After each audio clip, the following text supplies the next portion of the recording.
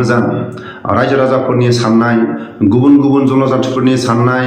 गुबुन गुबुन दल संगठनफोरनि साननाया जाफुंसारबाय बयबो हास्थायदोंमोन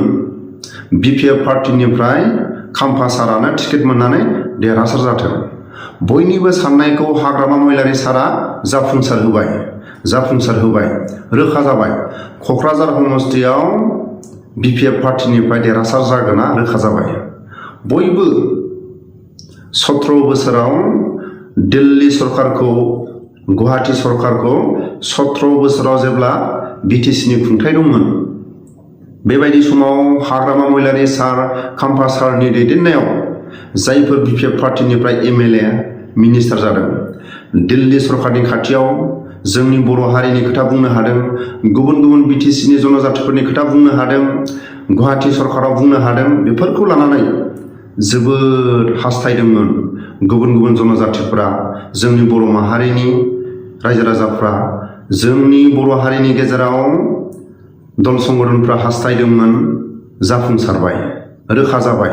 जायफोर बिपिएफ पार्टीखौ मोजां मोननानै खाम्फा सारखौ देरहासार खालामनो थाखाय बयबो आवगायबोदों हेफाजाब मदद होदों पार्टी जानो हाखाबाय मानो होनोबा रोखा देरहागोना रोखा लोगोसे आं नैबेखौसो बुंगोन प्रमद बर' सारा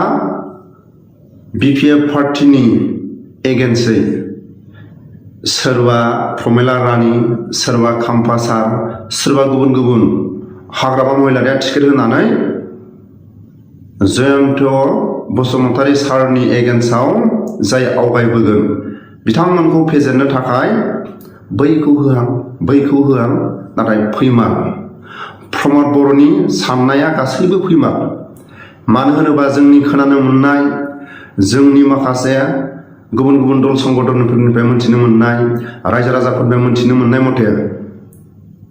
जाय जयन्त सारा गावनि समस्तियाव जेबोखौनो मावाखै होननानै जोंनि खोनानो मोननाय मथे गुबुन जनजातिफोरा बुंदों जयन्त सारा गावनि समस्तियाव जेबोखौनो मावाखै जोंनि बर' माहारिनि गेजेराव रायजो राजाफ्रा बुंदों जयन्त बसुमतारिया जेबोखौनो मावाखै गुबुन गुबुन दल संगठनफ्रा बुंदों जेबोखौनो मावाखै जाय मोजां खामानि मावग्रामोनबा एमएलए आव थानानैनो मोजां मावगौमोन सोरबा प्रमद बर'आ जाय गावनि गोहो खुंथायखौ लानानै गावनि एलेकायाव मोजां खामानि मावनानै समाजनि गेजेराव गुबुन गुबुन जनजातिफोरनि गेजेराव सोरबा एमएलए खौ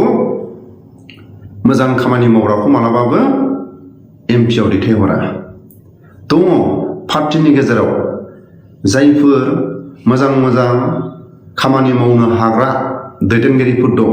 बिथांमोनखौ मानो दोनखुमादों बिथांमोनखौ एमएलए आवबो होआखै एमसिएल आवबो होआखै आरो दिनै मोजां मानसिखौ मानो दिल्ली सरकारनि खाथियाव थांनानै बुंहैनो हानाय बिथांमोनखौ टिकेट होआखै दिनै रोखा मानो होनोबा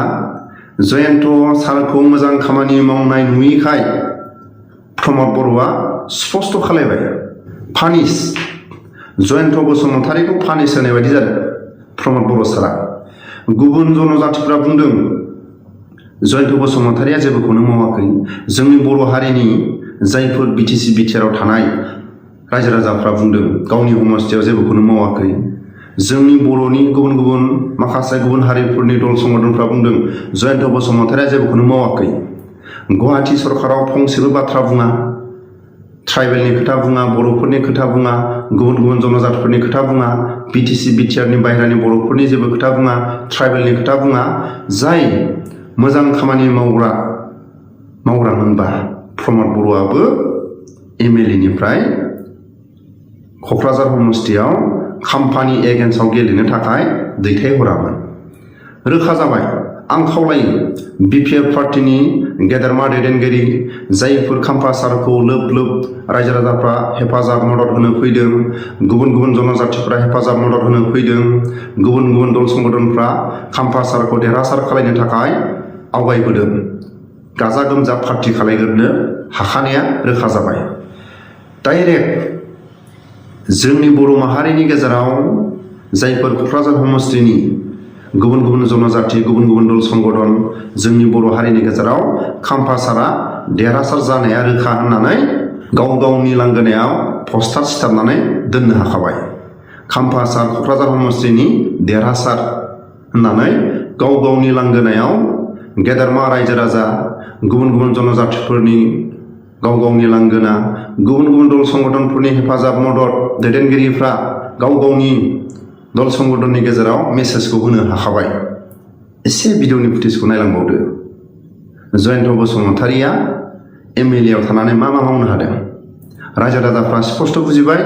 जयन्त बसुमतारिया जेननाया रोखा। प्रमद बर'आ बैखौ होआं गावनो गाव फुटबल गेलेनानै गावनि गलकिथिंसो जोसननानै लाबाय नङा होमबा रायजोफोर। प्रमद बर'आ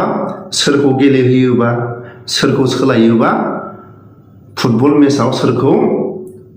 जोसनग्रा दोनोबा फेजेननो हागोन। नाथाय जायखौ मोजां मोननानै